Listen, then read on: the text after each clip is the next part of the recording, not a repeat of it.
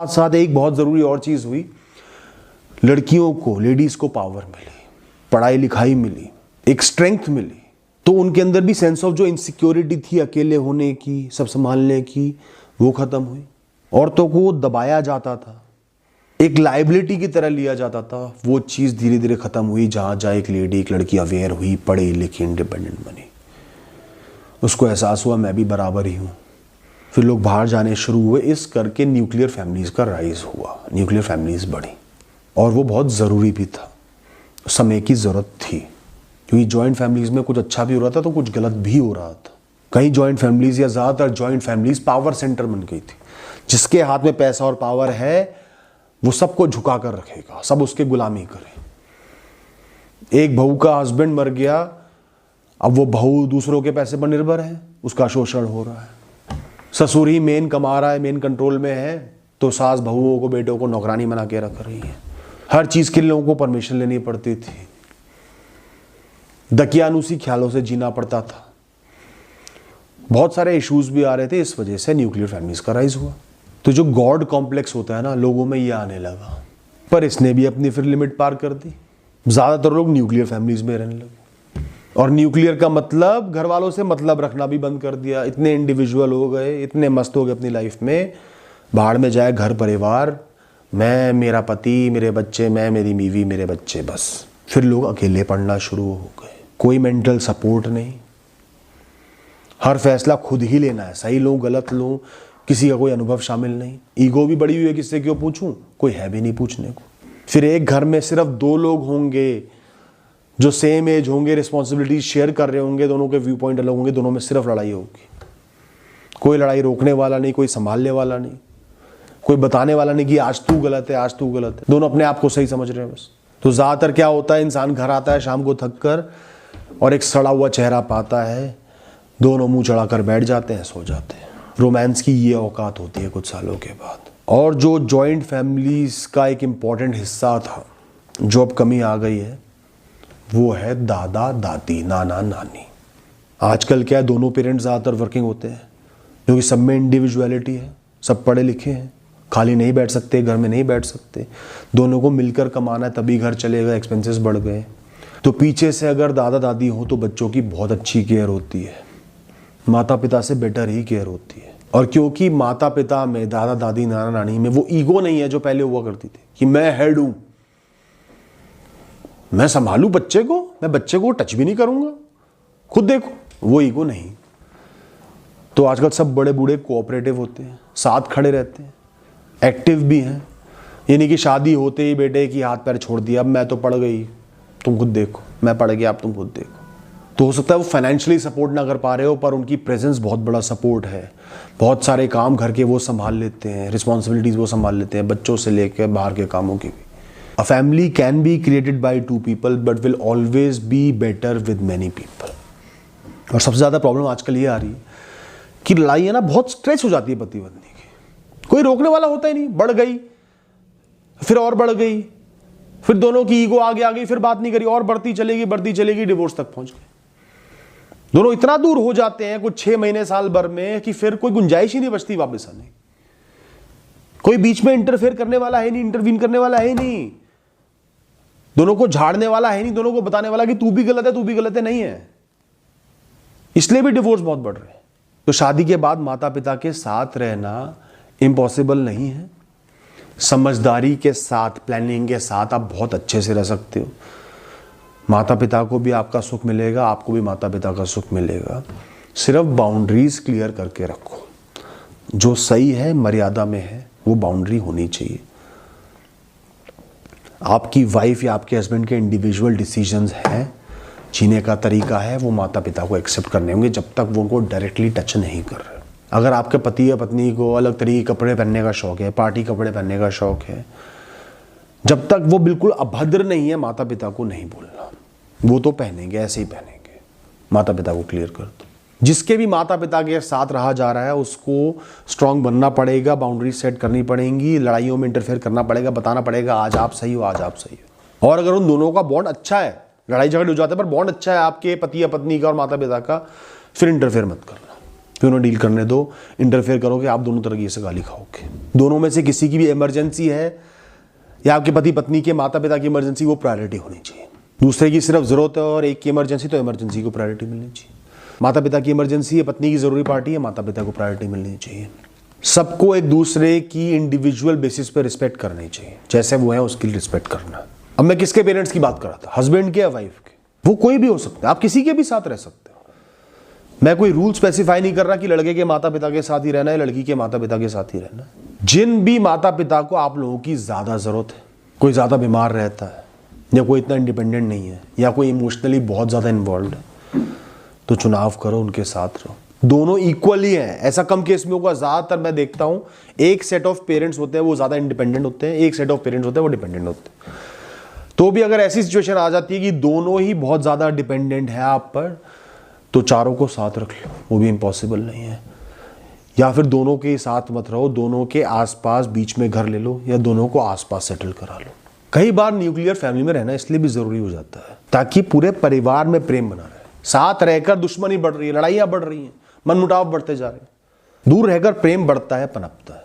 तो अगर घर परिवार में रेगुलर ही झगड़े चल रहे हैं, और ऐसा भी नहीं कि एक इंसान बहुत ज्यादा टॉक्सिक है, वो ही बिल्कुल गलत है, ऐसा नहीं है, तो समझदारी है अलग रहना पर अवेलेबल रहना, प्रेम को बढ़ाना। तो साथ रहकर घर में दुश्मनी और गंदा माहौल होना, उससे बेटर है थोड़ा सा दूर रहकर प्रेम को बढ़ाना, माता पिता के बिल्कुल साथ खड़े रहना। न्यूक्लियर फैमिली के भी कुछ फायदे, आपको अपनी लाइफ पर एक बेटर होल्ड देती है। अपने फैसले अपने तरीके से ले सकते हो, अपने जीवन जीने का तरीका आप खुद डिसाइड कर सकते हो, कितने मीन्स में रहना है, किस तरीके से रहना। माँ बाप साथ है तो माँ बाप का एक जीवन जीने का तरीका है, उसको आपको हमेशा ध्यान में रखना होगा। साथ ही साथ आप इंडिपेंडेंट बनते हो, आप फैसले ले पाते हो। अगर सारे फैसले माता पिता ही लेते आ रहे हैं, आप कभी भी इंडिपेंडेंट नहीं बन पाते। हर चीज में आपको फिर उनकी तरफ देखना पड़ता है और उनके जाने के बाद आप कंफ्यूज हो जाते हो।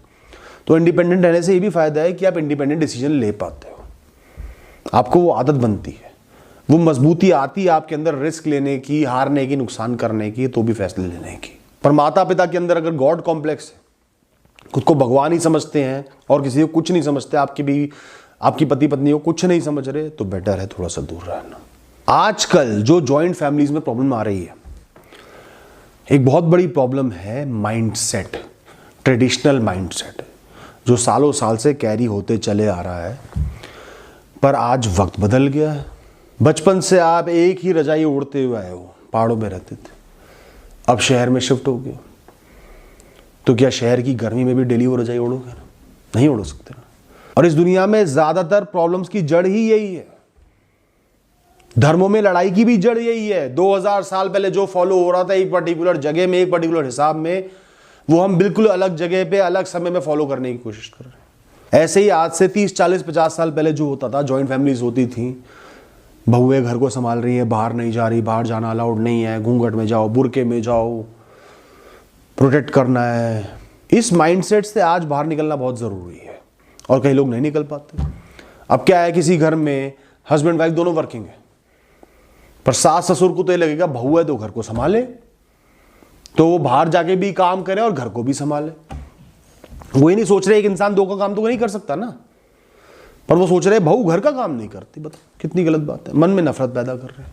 ये माइंडसेट है, इसको इंसान को खुद ही सही करना होता है, या कोई समझदारी से समझा दे कि देखो ये सीन है, ऐसा नहीं होगा। 4 दिन लगेंगे, उनको बुरा भी लगेगा, महसूस भी होगा, फिर वो समझ जाएंगे कि ऐसा नहीं हो सकता। अब जैसे एक माइंडसेट बना हुआ है कि एक लड़का पहले माता पिता की बात को प्रायोरिटी दे, फिर बीवी की बात को प्रायोरिटी दे। अब हो सकता है माता पिता बिल्कुल गलत हो, बीवी का शोषण ही हो रहा हो, माता पिता की नहीं सुनता जी, बीवी की सुन रहा है। कई बार माता पिता भी गलत हो सकता है किसी लड़ाई में, माता पिता की नहीं सुनी, वो तो कलप गए बुरी तरह। दोस्तों आज जीवन इस तरीके से नहीं चलता, फेयर होना पड़ता है, सही के साथ खड़ा होना पड़ता है। जो गलत है उसको बताना पड़ता है, आज तू गलत है, आज तुम गलत हो। अब इसका दूसरा पक्ष भी तो समझो ना। आपके माता पिता बेचारे पूरा जीवन जिम्मेदारियों के बोझ के तले दबे रहे, पढ़ लिख नहीं पाए, आपकी माँ सास ससुर की सेवा करती रही, उन्हीं की सुनती रही, गाली खाती रही, अपनी लाइफ जी नहीं, कभी आनंद लिया ही नहीं। धीरे धीरे सास ससुर बूढ़े हुए, मर गए, जिम्मेदारी खत्म हुई।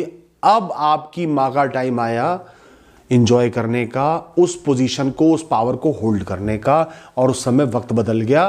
वो तो फंस गई बेचारी, पहले भी दुख भोगा और अब वो पावर नहीं मिलेगी क्योंकि समय बदल गया है। तो ये उनके साथ भी अनफेयर तो है ही ना। पूरे जीवन ऑप्रेस होती रही, जब पावर लेने का टाइम आया तो वक्त बदल गया जी, अब सबको अपनी अपनी पावर चाहिए। तो ऐसे केसेस में आप उनको जज नहीं कर सकते कि वो बिल्कुल गलत है। आप समझो, उनका पक्ष भी समझो। बेटर है हल निकालना, या तो बाउंड्रीज बना के चलना, पहले ही क्लियर कर देना कि देखो ये होगा, ऐसे ही रह जाए, या थोड़ा सा दूर रहकर प्रेम से रहना। उनको बुरा मत समझो, वो ट्रेंड है ऐसे, हो सकता है उनके साथ लाइफ अनफेयर कर रही हो। तो आज की डेट में कोई भी हो, माता पिता, बेटा बेटी, बहू बेटा, जवाई, सबको अपनी एक इंडिविजुअल रिस्पॉन्सिबिलिटी कैरी करनी होती है कि मैं हर इंसान का सम्मान करूंगा इंडिविजुअल लेवल पे, नॉट एज अ बहू, not as a son, not as a father. Individual level पे एक रिश्ता रखूंगा, सम्मान करूंगा, तो ये रिश्ता पनपेगा और चलेगा। कोई अननेसेसरी एक्सपेक्टेशन किसी से नहीं रखनी, कोई मेरी सेवा करे या मैं किसी की सेवा करूं, एक्सपेक्टेशन कोई नहीं रखनी। पेरेंट्स को समझना होगा कि एक बच्चे को पाल पोस के बड़ा करना एहसान नहीं है, जिम्मेदारी है। पैदा हमने किया, अपनी मर्जी से किया है, अपने आनंद के लिए रोमांस किया, वो बच्चा पैदा करा, उस पर एहसान नहीं करा, उसकी मर्जी से उसको नहीं लेकर आया, उसको पाल पोस के बड़ा किया, तो वो मेरी जिम्मेदारी थी इसलिए करा। अब वो मेरे साथ रहना चाहता है, नहीं रहना चाहता, सेवा करना चाहता है, नहीं करना चाहता, उस पर कोई बाउंडेशन नहीं है, उसका मन है, उसकी इच्छा है, तो कोई जोर जबरदस्ती नहीं है। साथ रहना है तो दोनों को गिव एंड टेक रिलेशन रखना होगा, हमें भी उसके साथ खड़ा होना होगा, उसके काम आना होगा, घर परिवार के काम आना होगा, उसके भी नहीं, मिलके घर चलाना होगा। चाहे कैसे भी कोऑपरेट कर लो, फाइनेंशियली कर लो, फिजिकली कर लो, मेंटली कर लो। और साथ ही साथ आपको, हर इंडिविजुअल को अपनी एक पर्सनल लाइफ रखनी होगी एक इंसान से अलग। आपकी टोटल लाइफ आपका बेटा बहू नहीं हो सकते, या बेटी और जवाई नहीं हो सकते, वरना उनको अपना पर्सनल स्पेस बिल्कुल नहीं मिल पाएगा। अपनी इंडिविजुअल लाइफ रखो, दोस्त रखो, कम्युनिटी रखो, ज्वाइन करो, हॉबीज रखो, और थोड़ा टाइम उनको भी दो। बहुत से लोगों को मैं देखता हूँ बच्चों की शादी के बाद बहुत सारी रिस्पॉन्सिबिलिटीज हैंडल कर रहे हैं, वो खुद भी एक्टिव रहते हैं, डॉक्यूमेंटेशन सारा उनके ऊपर, मार्केट के काम सारे उनके ऊपर, दिन के समय बच्चों पर ध्यान देना उनके ऊपर है। घर चल रहा है, बड़े अच्छे से चल रहा है, और अपना सम्मान भी इंसान का बना रहता है। सम्मान हमेशा कमाया जाता है दोस्तों, जबरदस्ती का सम्मान सिर्फ डर का सम्मान होता है। जिस दिन डर खत्म, सम्मान खत्म। तो मेरा निष्कर्ष ये है कि जॉइंट फैमिली अपनी जगह सही है, न्यूक्लियर फैमिली अपनी जगह सही है। वक्त परिस्थिति देखते हुए जो भी समझदारी है, जो सिचुएशन को सूट करता है, वो फैसला लो, बिना गिल्ट के, बिना डरे हुए, बिना ये सोचे कि लोग क्या सोचेंगे। जो बेटर लग रहा है वो काम करो।